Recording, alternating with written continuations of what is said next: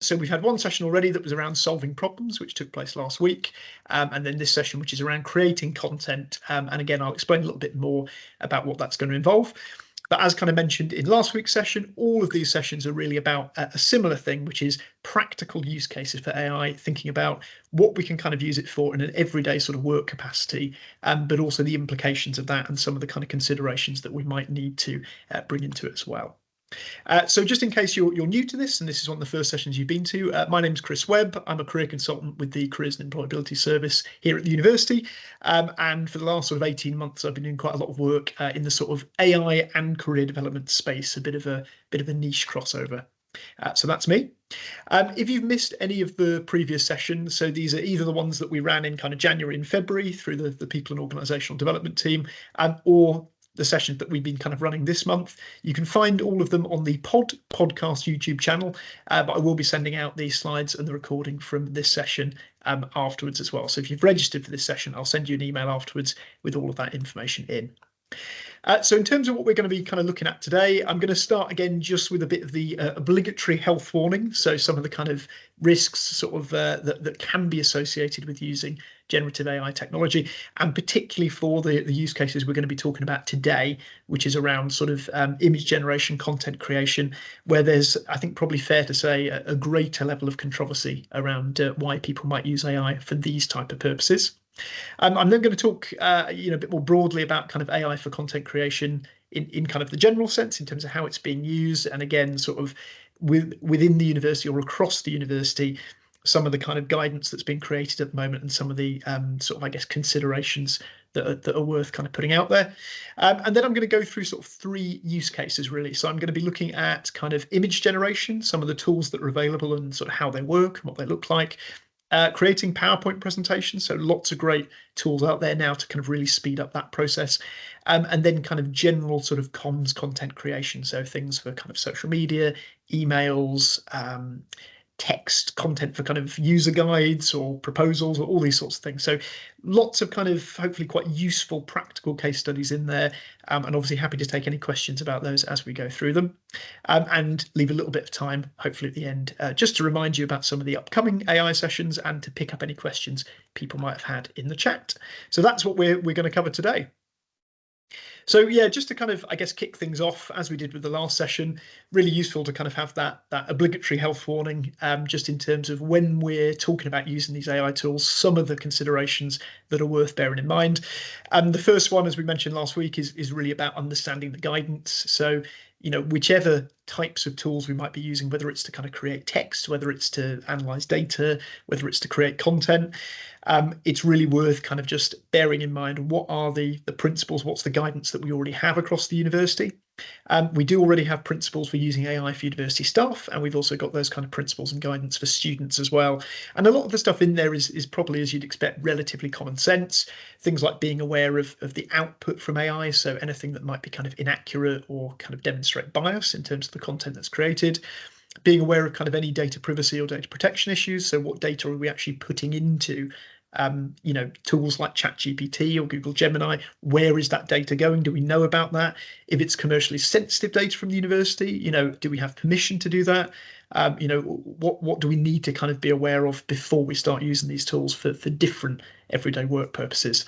So I'd highly recommend checking out these 2 links. They're both included in the slides that I'll send out. One is to the iPark for the staff guidance, and one is to the university website for the student guidance. So just worth being aware of. Today, we're going to talk a little bit more about that idea of kind of copyright and intellectual property. It's a really thorny issue when it comes to kind of content creation and image generation, particularly from AI tools, because there's actually not a precedent at the moment legally in terms of using this type of content, in terms of it drawing on other people's work and whether you're allowed to use that more widely. So it's a really kind of grey area at the moment, but it's one that's really important to be aware of. The other kind of sort of, I guess, considerations that are worth bearing in mind is the general limitations of AI. So as you'll probably kind of be aware, majority of AI tools are still what are known as frontier models. So they're being developed all the time. They're getting kind of faster, more accurate, more connected to the web, but they are still able and kind of not necessarily regularly, but they can kind of have a tendency to hallucinate or kind of produce inaccurate information. So it's always really important. We talk about this idea of domain knowledge or subject knowledge really mattering, because obviously any kind of output that's created by AI needs to be fact checked before it's kind of shared more widely. And obviously the more knowledge you have in that area, the easier it is to kind of check if what's been produced is actually, a correct approximation of what you're trying to create. So that's a really important thing to be aware of. And certainly when we're kind of talking about sort of images today and content creation, that idea of bias is particularly important. And I'm going to show you a video in a second, which will kind of sort of indicate some of the stuff we're talking about there in terms of the type of imagery that AI tools can produce based on the data they've been trained on. And we mentioned a couple of minutes ago, data privacy. Again, this kind of cuts two ways. It may be a case that we're putting data into an AI tool that actually is it's commercially sensitive, or it's personal data. We don't know where it's going, so we shouldn't be putting it in there. Or it might be the other way around, where we might be, say, feeding a photo into an AI tool, but of course that photo or the person in that photo may have only given permission to be in that specific photo for a particular purpose, and not to have that photo used to then generate more content through AI. So it's really important that we, again, take into consideration all these factors when we're using the different tools. It's also really important to kind of understand what's out there and what's available. Again, I mentioned this a little bit last week, but we've got a kind of generative AI work tools guide that I've created. Again, I'll include a link to that on the PowerPoint slides if you want to have a look at that later. It basically breaks down the different use cases of AI, so things like image creation, using it for generating ideas, using it for kind of productivity enhancement, all those sorts of things. And it gives you ideas of the different free tools that are available and the paid tools that are available as well. So I'll share that with you. One kind of announcement that's come about in the last couple of weeks that's really important to be aware of is that ChatGPT 4.0, which is their latest model, is now freely available to all users. So if you've not been paying for ChatGPT up to now, you can now access the latest model that everybody can access for free. And that also includes being able to access what you can see on the right-hand side of the screen, which are custom GPTs. So these are chatbots that have been made by users for very specific use cases. So for writing code, or for solving mathematics problems, or for helping you write social media copy. And anybody can access and use these now, regardless of whether you're paying for ChatGPT or not. So this is kind of quite a big game changer. Obviously, if you have the free version, you get slightly more limited uses in terms of the number of times you can use it per day. But it does provide a massive boost in terms of now being able to use a much quicker model. And yet many more applications you can kind of use it for on the website, some of which we'll kind of talk about today. And then, yeah, finally, I think, as we kind of mentioned briefly last week, it's really important to think about, what role is AI potentially going to play within the work that you do. Is it going to be something that can potentially assist you in day-to-day tasks to kind of fix or refine aspects of work? Is it something that you might have alongside you as a bit of a co-pilot? So, providing starting points, but also kind of helping you bounce ideas off, kind of create new content that you can then refine and improve before you share with other people? Or is it potentially, as is being suggested in the sort of years to come, very much going to be an autonomous kind of AI agent, where you give it a task, it sets off doing that, and it comes back to you with an output that you can then use in your work? So hopefully the sessions we're doing this month will kind of give you an idea of where AI may fit in with your kind of everyday work and what sort of role it'll take on. So I'm just going to share really quickly a video as we get onto the AI for content creation side of things. And I'm going to kind of come back and just actually make sure I'm sharing the sound, because it's going to be pretty pointless if you can't hear the sound on this. There we go. Let me make sure I've done that. And this is a video from Dove. It's an advert that's just kind of come out recently. You may have seen it. It's only a minute. I'm just going to play it for you really quickly before we talk a bit more about the idea of AI for content creation.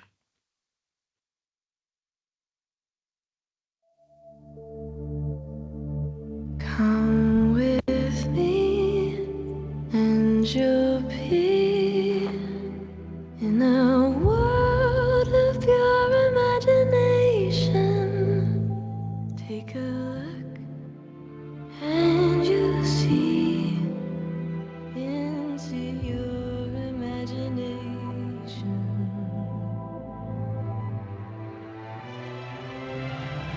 If you wanna view paradise, simply look around and view it. Anything you want to do it. Wanna change the world, there's nothing to it.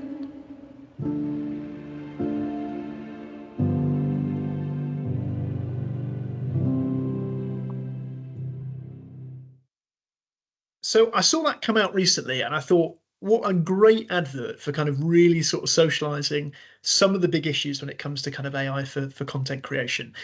So what you've probably kind of got there from the advert from Dove is realistically, when we're talking about kind of AI creating content, everything it's creating is based on data that it's been trained on. And when it comes to kind of programs or models like, say, ChatGPT, it's been trained on a huge amount of data from textbooks. And of course, all the data that was available on the internet originally up until 2021, but now up until October 2023. And the newest version is fully connected to the web, as you'll find kind of with Bing and with Google Gemini. So what we're finding is, all these AI systems are trained on data that we've created as human beings, and that of course includes all of our biases and stereotypes and the way that imagery has been presented. So it's hardly surprising that when it comes to written content and for kind of images, quite a lot of what it can produce can potentially be quite stereotypical, can potentially have images of human beings that don't necessarily cover the full spectrum or diversity of kind of our human experience. And this is obviously what kind of Dove are alluding to there.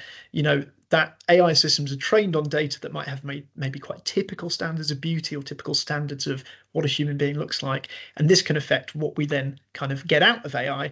And of course, then provides kind of possible implications for how we use it and where we use that type of content. So as things kind of stand across the university at the moment, there is some kind of guidance incoming that is quite useful to sort of be aware of. So marketing and comms currently have an AI working group. So this group are kind of currently working on some guidance around using AI generated imagery, particularly where you might use that and some of the kind of key things to sort of be aware of when you're using AI imagery within kind of your work at the university. And I'll give you kind of a couple of examples of that. So internally, for example, I tend to use quite a lot of AI generated images for presentations. I'm always very clear about the fact that they are AI generated, which tools I've used to generate those images. But I very rarely use it for stuff that's a bit more kind of external facing if it's there to kind of represent the university. Because again, it's something where there might potentially then be a bit more of a reputational risk if you don't mention it's AI created, or if you're kind of positioning that, I guess, as something that's been made by the university when in fact actually it's been generated using data from AI. So I think kind of the key things, really, the key messages that are important here are it's always kind of important to be clear, sort of even when you're using AI generated images, if it's for an AI related session, even then it's important to kind of mention, which tools have I used to produce this? Where has this kind of come from? Particularly if there's kind of issues taken with maybe the content of the image, how it's been created, if it's showing anything that's kind of stereotypical. And of course, important to kind of bear in mind, whether you're using this type of stuff internally or externally. So at the moment, kind of our marketing team at the university won't be using AI images in external comms. So say for kind of student recruitment stuff, unless it's explicitly about AI related content, but might use them, for example, perhaps with internal kind of presentations if the need sort of arose or if it sort of felt appropriate. And what's happening at the moment with the marketing and comms AI group, which is being led by Josie Ellis, is Josie's really keen to kind of talk to any really colleagues across the university who are currently using sort of AI imagery, particularly, so AI generated imagery, just to kind of find out how you might be using it in your context and to look at how that can kind of be used to inform the guidance that they're creating. The key thing here, I think, really is it's not necessarily about prohibiting the use of AI generated imagery, but encouraging people to think a little bit more deeply about what are the implications. At the moment, for example, copyright is a really grey area. Like I mentioned, in theory, all AI tools are trained on existing data, so existing kind of content that people have drawn or created or painted or produced with digital tools. And then effectively any AI generated image is drawing on that data. But of course, the person that's created that may not get, or certainly at the moment won't get any kind of copyright from that or won't get any kind of money from that if that's reproduced through AI. So there are things to kind of bear in mind, both sort of ethically, morally, and also kind of legally or reputationally when it comes to sort of using this type of stuff. So it's really just a quick note on this to say, if you're kind of currently using AI generated imagery, please do kind of get in touch with Josie, let her know sort of how you're using it. And this will hopefully be quite useful for informing the guidance that the Marketing and Comms AI group are currently creating for colleagues across the university. So just wanted to kind of mention that briefly. So I'm now going to kind of move on to those case studies that I talked about. And like I say, I've got 3 different use cases I'm going to cover today. First one's around image generation, second one around kind of PowerPoint presentation slides, and the third around kind of more general comms content creation. Before I kind of share screens and just kind of show you a couple of examples, image generation is a really interesting one because there's lots of different tools out there now, some of which are kind of built into a particular kind of software. So some of the more famous ones you might be aware of are ones like DALL-E, which is built into ChatGPT. So now kind of completely accessible for anybody to use for free. Midjourney, which you do kind of have to pay for, but generally has kind of a much better quality, I would say, or a more sort of comprehensive image generation package. And then you've got other ones like Jasper as well, which does kind of a similar thing. And Adobe Firefly, which is obviously built into the kind of Adobe suite. And has got a lot of great tools there that kind of enhance things like Photoshop or other packages. So loads and loads of different image generation tools and can be used for all sorts of different things. Like I say, I've tended to use them mostly for things like PowerPoint presentations, user guides, maybe even kind of like proposals that I'm sharing with people. Because the advantage of them, as I'll show you in a second, is you can be as specific as possible and kind of generate imagery that maybe it might take you much, much longer to find online. There is a reason at the moment why the stock image market is really kind of struggling as an industry, because actually image generation tools like this are potentially kind of going to bring an end to it long term. It's probably one of the reasons we've seen companies like Getty Images, for example, partnering with OpenAI and companies like that in order to basically kind of continue going, because that idea of going onto Google and searching through royalty-free images is just not something we necessarily need to do anymore. So I'm going to kind of switch screens quickly and move on to my browser. And again, if you can't see what I'm seeing on my screen, please do just let me know.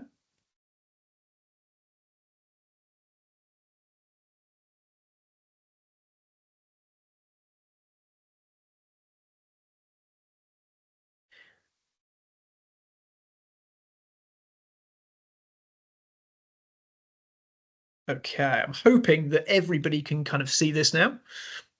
But yeah, let me know if you can't. So image generation, as I say, lots of different tools out there that can kind of help with this. Again, Microsoft Bing has got kind of an image generator on it. You've got specific tools that can kind of do this, but the one I'm going to be using for the purpose of the session is going to be ChatGPT. And this is the new ChatGPT 4.0 model, which allows you basically to use image generation for free. There isn't kind of any sort of particular things you have to sign up for. It's now just included as part of that model. So the nice thing about the image generation side is you can kind of be either quite general or you can be quite specific with what you're looking for. So in this example, you can see here, I've asked for a presentation. So I'm creating a presentation at the moment about the Roman Empire, and I need some images to demonstrate the many achievements the Romans gave to the world. So very, very kind of generic brief, not too specific in detail. Could you give me some images, or could you give me a kind of frame of reference to help with this? And I think for some reason it's not showing up on my screen, so I'm just going to refresh this, and hopefully you'll be able to see this okay. There we go.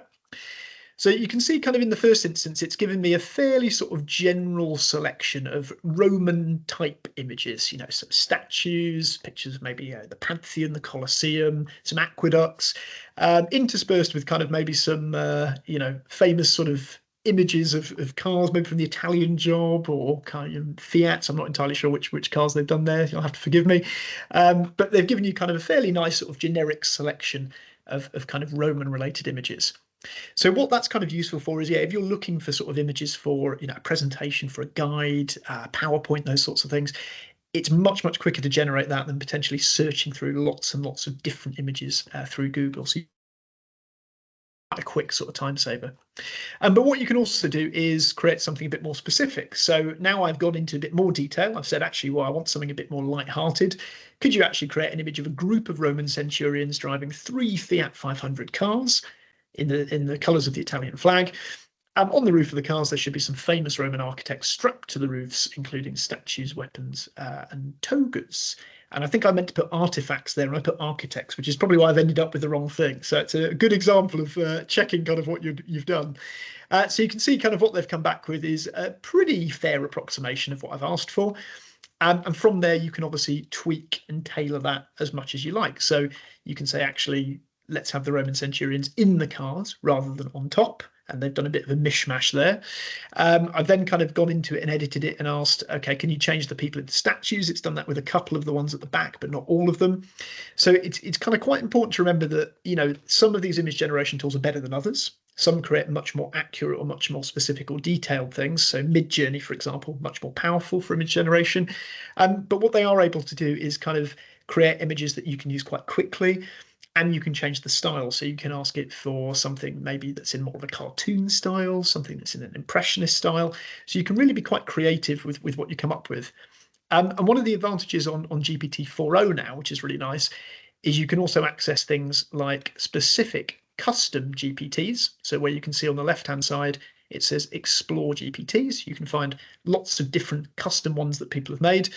And this one, for example, is called Image Generator Pro, and it's got a logo mode where you can talk about a logo that you might want to design. So it asks you some questions, you respond to them, and I've asked it for something fairly kind of basic. I've said, okay, I'd like a blue and gold logo related to the Hud Grad Club, which is the podcast that we ran for alumni. And I'd like the icon to be an image of a gorilla with wings. And it's given us a pretty good starting point on that front. So in terms of kind of solving that blank page problem, giving kind of, I guess, yeah, an initial starting point for content creation, things that you might use for PowerPoints, presentations, all those sorts of things can be really, really useful to use these image generation tools. Okay, next one I'm going to move on to is around kind of PowerPoint presentations themselves. I'm not going to go back to the slide deck because, again, I'll be sharing all those with you afterwards.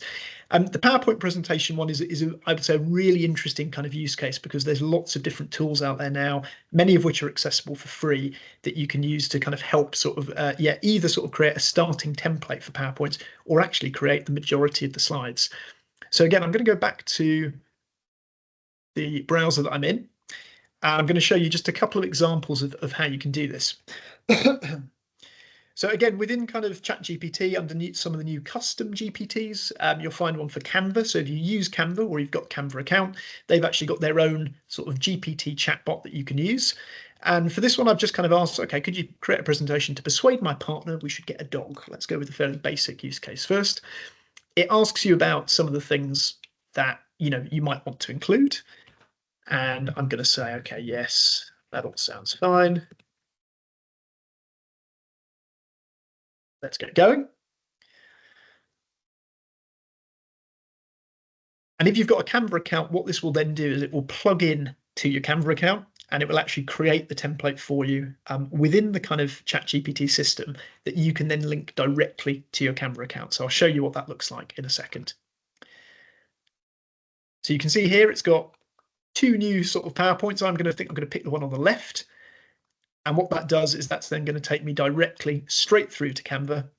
And it's going to give me that starting point in terms of the slides, what we might include there. So some examples of text, some examples of kind of the layout, format, you know, reasons to get a dog, unconditional love concept. So it started to fill in some of the gaps for me that I could then adapt and work with after that. So that's kind of one way of using it. Although I would say the Canva ones are a little bit more sort of basic at the moment. What you can find is actually a bit more useful are some of the bespoke presentation software creation tools. So things like Gamma, which I'll share with you on the PowerPoint slides. So Gamma is another kind of free sort of AI tool. Again, what it's designed for is basically helping you create slide decks. And there's two different ways that you can do it. You can either do what we've just done on ChatGPT, so you can just put in a single prompt and say, create me a presentation about X. Or if you want to be a little bit more detailed, you could go into something like ChatGPT, give it a brief. So actually say, what I'm looking for is I want to design a PowerPoint about X, Y, Z. And so in this case, I've kind of asked it to create a PowerPoint presentation based on a project that I want to kind of deliver at the university. I want it to be about a series of employability boot camps for graduates. I've given it a bit of a title and I've given it a bit of a purpose. And what ChatGPT then does is it creates that rough content for me. Okay, here's what we could include on some of the slides. And using some of these PowerPoint presentation tools, what you can then do is copy and paste that type of information, pop it in, and what you end up getting is quite a nice, neat, sort of stylish starting point for a PowerPoint presentation. So this is what Gamma came back with when I plugged in all of those details. I copy and pasted that text into Gamma. for free. So again, you get a certain amount of credits for free you can use on these type of tools. And you can see here what it's come up with is a pretty neat, pretty kind of modern, pretty stylish initial PowerPoint, with some AI created imagery that it's plugged into it, a style that I've kind of asked it for. So I think I asked it for something sort of modern and engaging. I asked it for a bit of a reference to data. So it's given me some images that look a little bit data-y. And I asked it to basically insert all of the information that I'd given it into the actual slide deck itself. So you can see it's kind of included and incorporated all that information we copied and pasted over from ChatGPT. So, this is very much not going to be kind of, the finished article as is, but if you're sort of somebody who finds kind of starting presentations a bit of a pain, can give you a really nice skeleton to kind of build on, and some different sort of styles and designs that can take a little bit longer to create normally. So that's a little bit more on kind of PowerPoint presentations themselves. And then the final one, because I appreciate we're sort of running out of time as always, is really kind of around comms in general. And this could be kind of comms for anything. It could be for internal emails. It could be for sort of press releases, or like as a starting point for things like press releases. Again, taking into account those caveats about thinking about, what we might be sharing externally if it's been produced by AI. But particularly for things like social media, it can be really, really useful, because it may be something that in our kind of teams or departments we don't necessarily have to use a lot, but when we do, we want it to kind of be engaging. We want it to be quite quick, because maybe it's something that we sort of need to do as part of planning for an event, or kind of delivering an event. So this is where I think we find AI can be really useful for that type of content creation. So I'm just going to go very quickly back on to my browser and show you kind of this final example here. And this is an example of how you can kind of generate a social media sort of campaign, or a social media kind of post based on sort of a fairly simple prompt. So again, I'll include the example prompt in the slides when I share these with you. This is basically a prompt that we created, which allows you to kind of act as a professional copywriter for social media. We've kind of included our context in there, so the context of the Careers and Employability Service. And what we've kind of asked is, I'm going to give the GPT a topic and a social media platform, and then it's going to produce a post based on those two things we talk about. So in terms of the topic, let's go with something like creating a LinkedIn profile. And let's say for the platform, we're looking at Instagram. And you can see what the kind of GPT does is it's already sort of pulling out the types of things that you might want to include in a post. It's done it in a way that maybe fits more with kind of what you'd expect to see on Instagram. And obviously what you can do with that is tailor that, add in adjustments or amendments. You can talk about maybe actually from an accessibility point of view, it's not very good to have emojis as bullet points in terms of kind of the way that they're read by screen readers. So you might want to change that. And you can either do that yourself or ask it to make some of those changes. The benefit now that everything's combined with image generation as well also means that you could kind of pop in here and say, could you create promotional image for this social media post? And again, you could kind of choose how much detail you wanted to put into that. You could be really specific in terms of what you wanted it to include, the style, the tone, those sort of things of what you'd have in the image. But the nice thing is it's now kind of all connected, so you can sort of use it for, again, creating all this sort of type of stuff. And looking at this at first glance, I'd say, okay, it's not perfect. One of the big things you'll notice with image creation is that it often gets the text wrong. That's kind of quite a key thing with DALL-E. Not all image generation tools work quite the same, but certainly with DALL-E, the text isn't always right. But it's something that you can work with. And of course, like if you're struggling to kind of come up with promotional content, it's a way to generate lots of different types of things that you might then use as part of an event or social media post. Again, with all those caveats in, if you are doing that, it's really worth thinking about if it's being used externally, what are the potential implications there? And if it is something that you're kind of considering, as I say, really worth having that conversation with Josie about the guidance that's being created across the university at the moment. So those are the kind of the use cases that we're looking at today. I'm just going to go back to the PowerPoint really briefly before I sort of finish off, and obviously very happy to stay on the call afterwards for anyone that's got any questions.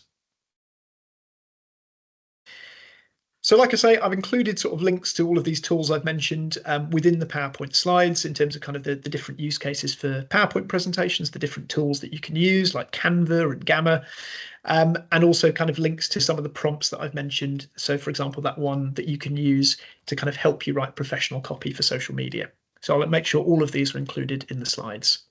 The one other thing that I really recommend keeping an eye on is the kind of the quality of sort of video creation tools using AI are getting much better as well. You can find a few of these actually within the free version of ChatGPT now. So in terms of those custom GPTs, they have quite a few that help you create video.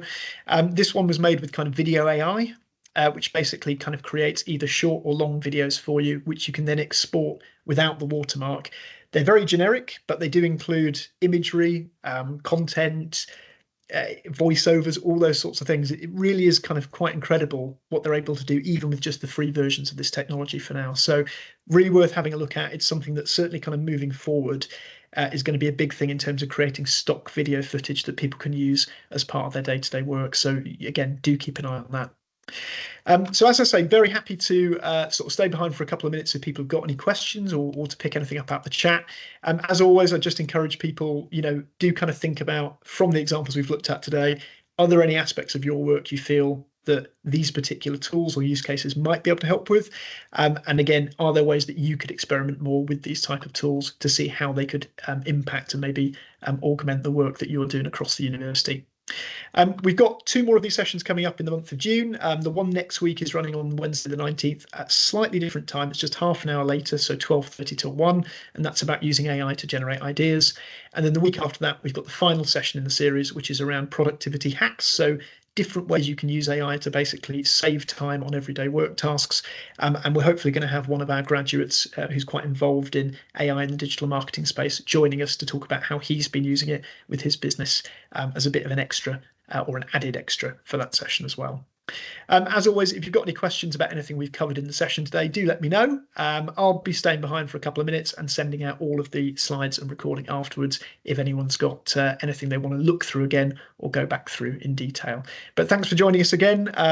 Do let me know if you've got feedback. Obviously, we've kept these sessions quite short for a reason, but if you think that they benefit from being a bit longer or you want to see anything else in reference to what we've been covering, then do let me know, and I'll stop the recording there.